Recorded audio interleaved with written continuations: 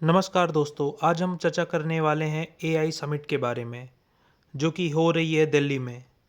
16 फरवरी से ये समिट शुरू हुई थी और 20 फरवरी तक इसे होना था। लेकिन लोगों के इंटरेस्ट को देखते हुए और सरकार ने इसे एक दिन के लिए बढ़ा दिया है। अब ये 21 फरवरी को भी ओपन रहेगा और आम लोग भी जा सकते हैं इसे देखने के लिए। कोई बड़ा इवेंट भारत में हो और इसकी दूर दूर तक चर्चा न हो, ऐसा हो नहीं सकता। जहां एक तरफ भारत की विश्व भर में एआई समिट को लेकर के प्रशंसा हो रही है, वहीं दूसरी ओर भारत को थोड़ा इंटरनेशनल लेवल पे एम्बैरेसमेंट भी झेलना पड़ा, वो भी अपने लोगों की ही गलती से। लेकिन इससे पहले ये जानते हैं कि भारत में कौन कौन आ रहा है इस समिट में, और इससे पहले भी एआई समिट कहाँ पर हुई थी। 2026 की इंडिया एआई समिट में दुनिया के 30 से भी ज़्यादा देशों के लोग हिस्सा ले रहे हैं, जहां अमेरिका, यूरोप, एशिया और मिडिल ईस्ट के टॉप टेक लीडर्स और इनोवेटर्स भारत आ रहे हैं।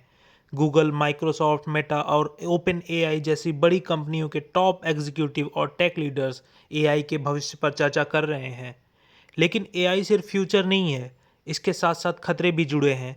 डीप फेक जैसी टेक्नोलॉजी से गलत तरीके से फैलाना, लोगों की नौकरियां खत्म होने का डर और डेटा प्राइवेसी का बड़ा खतरा।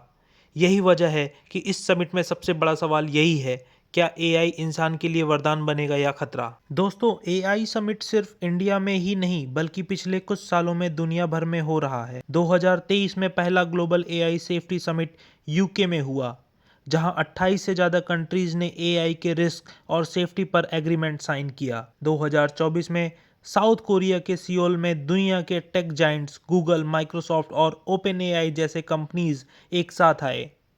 2025 में पेरिस, फ्रांस में एआई एक्शन समिट हुआ, जिसमें इंडिया के पीएम नरेंद्र मोदी भी को चेयर थे। और अब 2026 में इंडिया वर्ल्ड का एआई हब बनने जा रहा है, जहां दुनिया के टॉप लीडर्स और सीईओज एआई के फ्यूचर पर डिसीजन लेने आ रहे हैं। लेकिन जैसा मैंने बोला कि कोई भी अच्छी चीज़ होती है तो उसके साथ साथ ही निगेटिव चीज़ भी आ जाती हैं।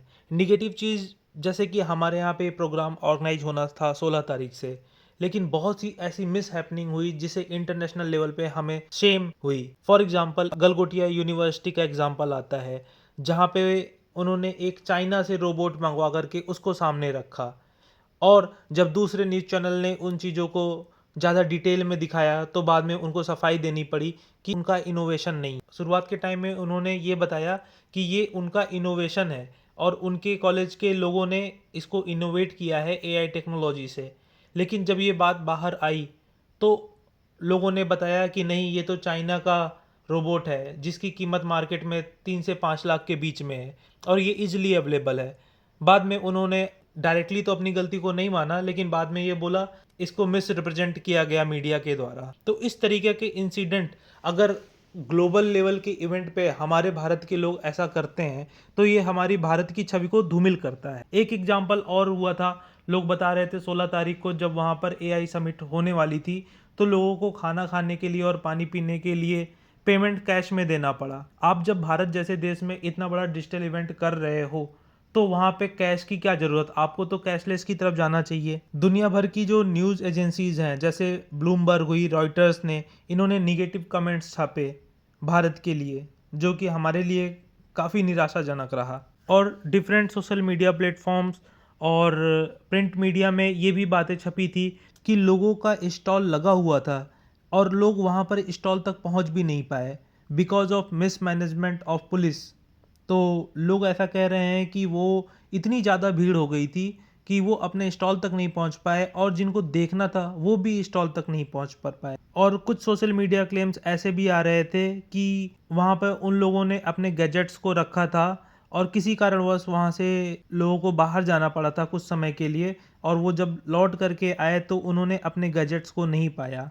उसके बाद उन्होंने पुलिस में कंप्लेन की। 1 या 2 दिन बाद उन्होंने ट्वीट करके बताया कि उनका गैजेट्स पुलिस ने वापस दिला दिया है। लेकिन भारत जैसी एक कंट्री जो कि इतना बड़ा इवेंट करा रही है और इतने गलत तरीके से अगर इंसिडेंट होते हैं तो इंटरनेशनल लेवल पे हमारी छवि बहुत ख़राब होती है। हालांकि पहले दिन प्रॉब्लम ज़्यादा हुई थी, उसके बाद से फिर कोई प्रॉब्लम ऐसी रिपोर्ट नहीं आई है।